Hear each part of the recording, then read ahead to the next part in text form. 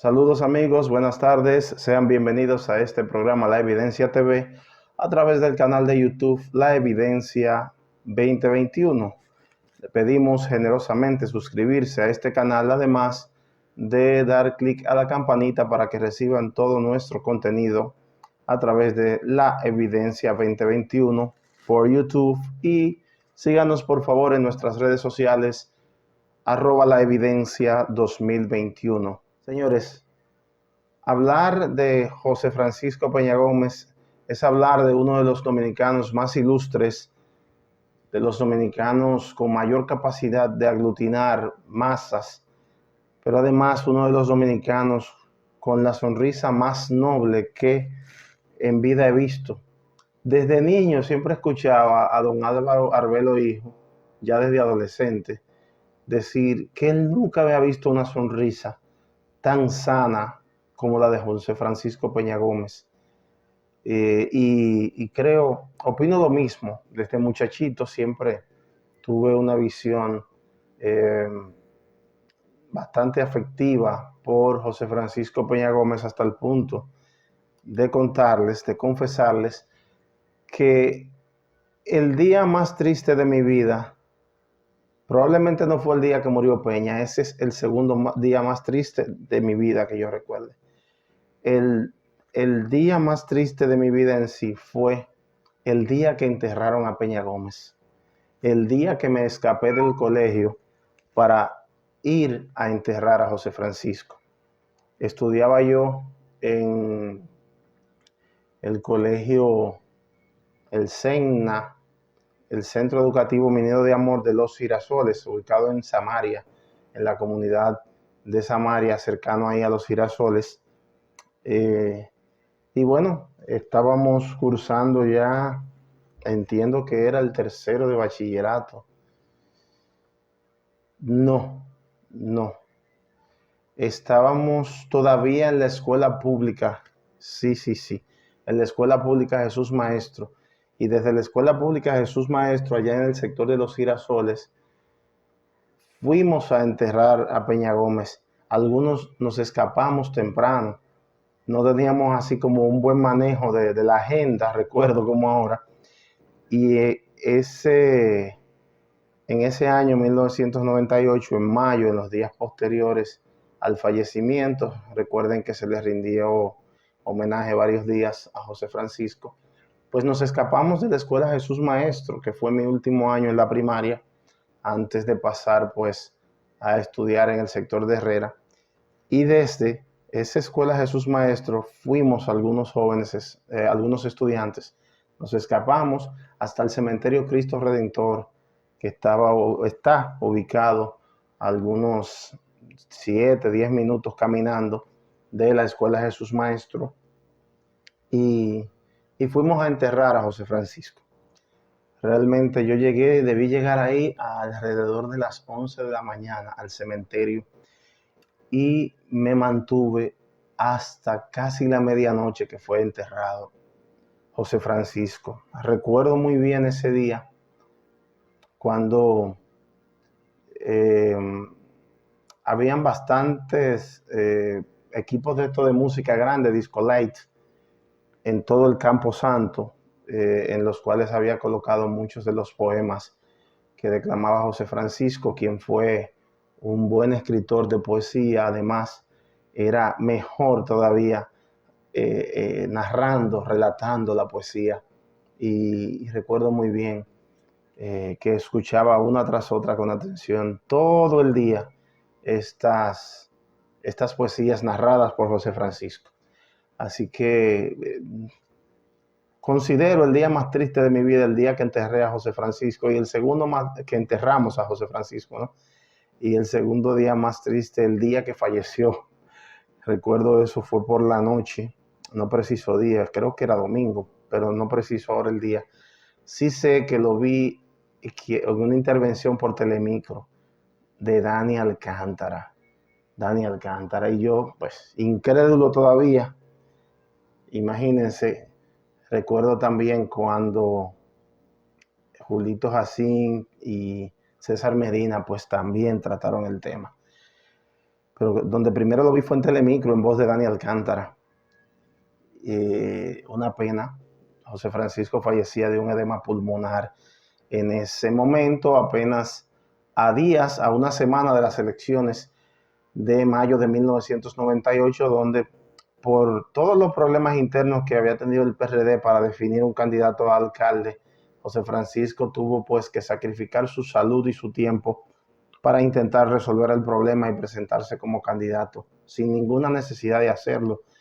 Y quienes hemos leído, escuchado cosas y visto el accionar de José Francisco, jamás podríamos pensar que lo hizo porque tenía ningún amor o interés por una posición que ya había ocupado del año 82 al 86 por el Partido Revolucionario Dominicano. Así que lo vimos más como un sacrificio, tal como en las elecciones del 94, que José Francisco tenía toda la legitimidad y el apoyo de este pueblo para ir a las calles y reclamar el poder que legítimamente Balaguer le arrebató con otro fraude de los tantos y de las tantas artimañas que aplicó. Y José Francisco nuevamente se sacrifica por la patria amada. Y, y bueno, cuántas cosas lindas, cuántas cosas bonitas que por este pueblo hizo José Francisco, ¿verdad?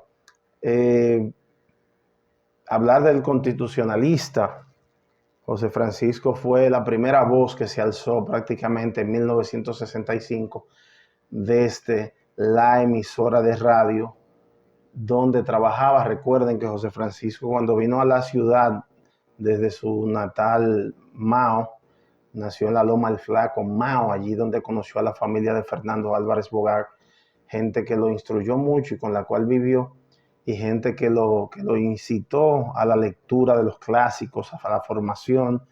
José Francisco, como lo describe su hijo mayor, José Fran Peñaguaba, un hombre que le gustó siempre el vestir elegante desde muchacho, fue también maestro de escuela. Y bueno, en el 59 vino y se hizo locutor aquí en SER TV. Y es desde la emisora donde laboraba que José Francisco llama al tema del levantamiento armado de la revolución, del levantamiento hasta ese momento, pues en busca de derrocar al triunvirato para retornar a la Constitución de 1963.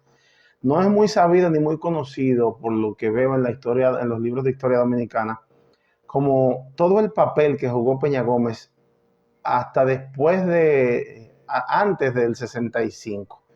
O sea, como que no hay no se le da todo ese crédito, pero José Francisco sí tuvo un discurso ácido contra los derechistas más acérrimos, un discurso duro incluso contra los propios de la izquierda que compartían principios con él, pero que eran muy radicales, porque al final se trataba de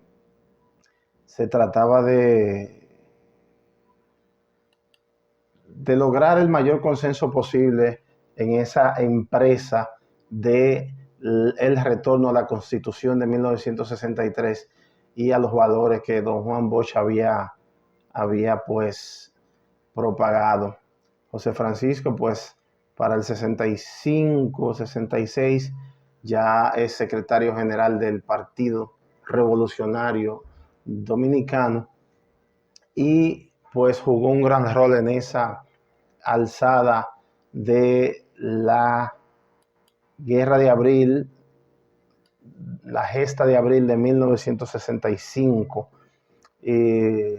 Un constitucionalista a carta cabal, un hombre de muchos consensos, un hombre a quien yo describo como una víctima de sus afectos, alguien que a los 25 años, en 1962, pudo haber sido diputado y sacrificó esa candidatura porque habían otros intereses en el alma de Peña Gómez y habían responsabilidades grandes dentro del Partido Revolucionario Dominicano.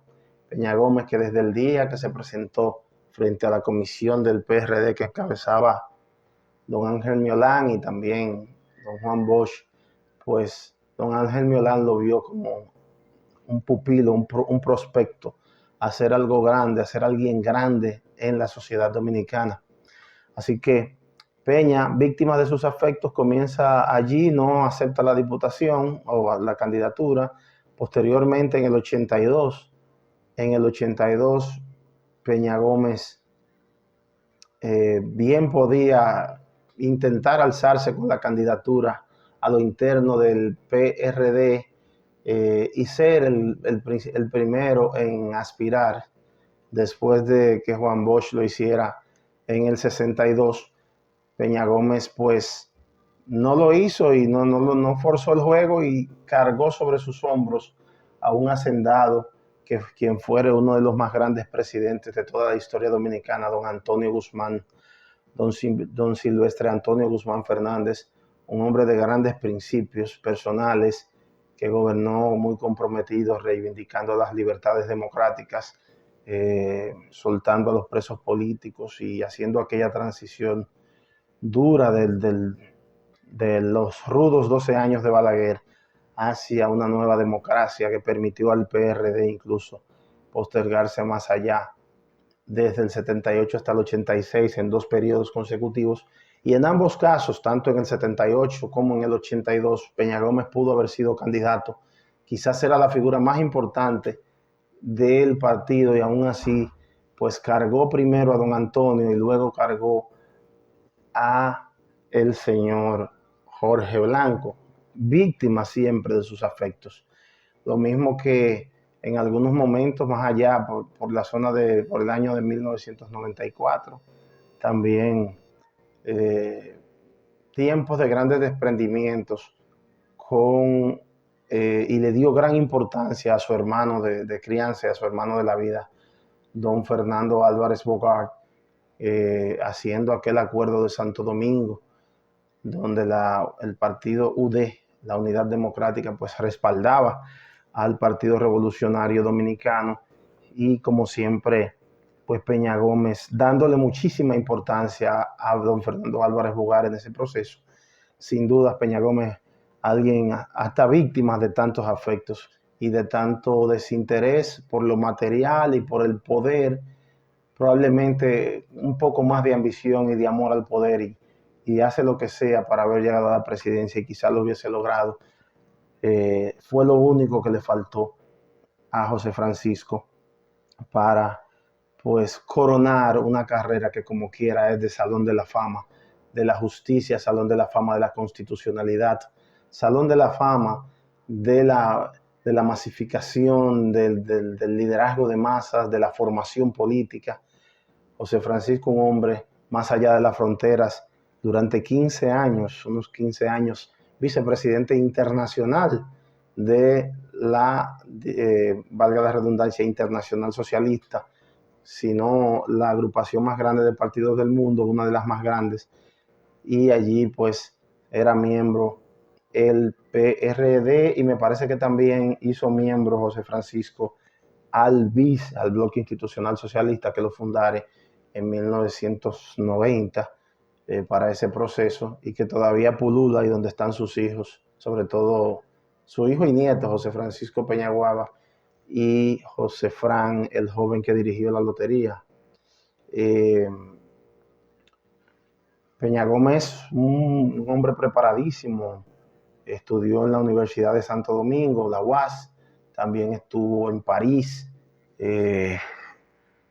aprendió de los europeos, era políglota, hablaba varios idiomas, tuvo 9 hijos, José Francisco, y pues nos dejó un legado que prevalece en nuestros días, que prevalecerá para siempre y que entre aquellos, a pesar de que mi formación no viene asociada al Partido Revolucionario Dominicano ni moderno, pero entre todos aquellos que aman la política y que aman la política decente, que aman la política digna, la política basada en el discurso, en la propuesta, en la concertación, en la concentración de las masas y la motivación de la gente, pues Peña Gómez era un político de cabeza a pies terminado, un gran ejemplo para todos nosotros, los jóvenes de esta generación y de futuras generaciones. No debe morir el legado de este políglota, de este padre de 9 hijos, muchos de ellos personas de gran formación y de gran aporte a la sociedad dominicana. Y pues padre político de tanta gente talentosa, incluyendo pues la generación que hoy pues está al frente del país, muchos de ellos discípulos buenos y aventajados, otros que quizás no han rendido los frutos que el país espera, pero en definitiva José Francisco Peña Gómez, uno de los más grandes hombres de la historia dominicana, uno de los más grandes políticos, humanistas y constitucionalistas de nuestro país y sin dudas, sin comparación, el más grande líder de masas de toda la historia dominicana.